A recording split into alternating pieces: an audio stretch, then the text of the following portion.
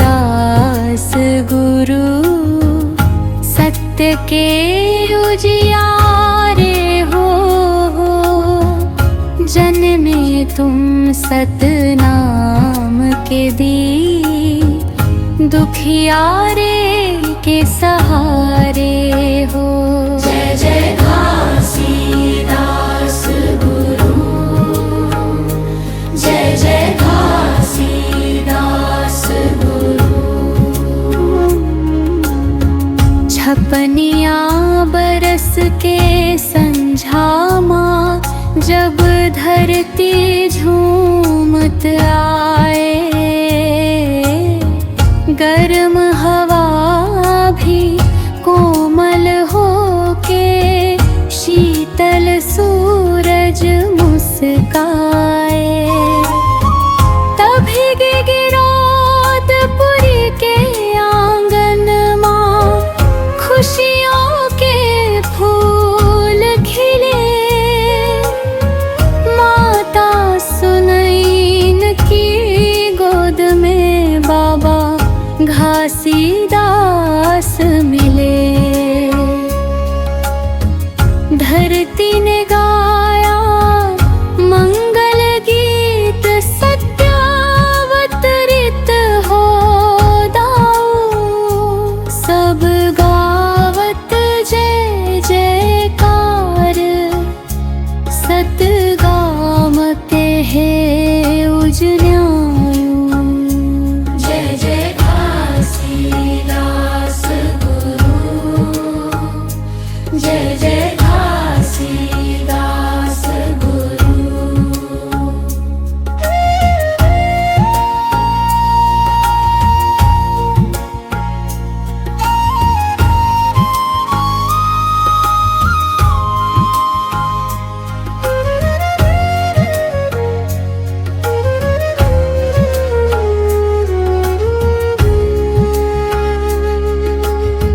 नन्हे बाबा बचपन से ही सबका दुख हर लेते। पक्षी होवा गाय बछरिया सबके जख्म सह लेते। मृदु मन निर्मल आँखें प्रेम के रस मां डूबे। बालक घासीदास देखी के गाँव के भागन रूवे। कहे बड़ा बूढ़ा सब मिलके, ए बालक साधु आए रे। सत्य अहिंसा दया के रंग मां जीवन उनका छाए रे। जो जय दासीदास गुरु, जय जय घासीदास गुरु।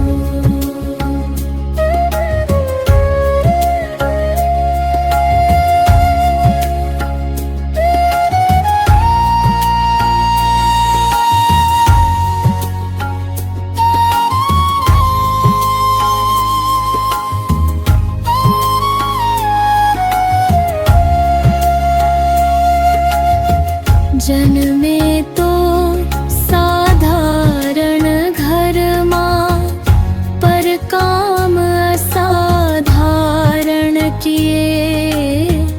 छुआछूत भेद भाव मिटाए, भाईचारा फिर दे दिए। सादा झंडा लेके बोले, सत्य हावे असत्य मिटान। धरती गूंज उठी सतनामा, गिरौदपुरी बनी से पहचान। जय गुरुदेव जय सतगुरु दाऊ, मानव धर्म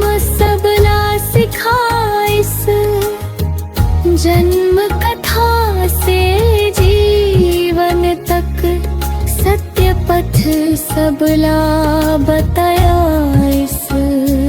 जय जय घासीदास गुरु, जय जय घासीदास गुरु।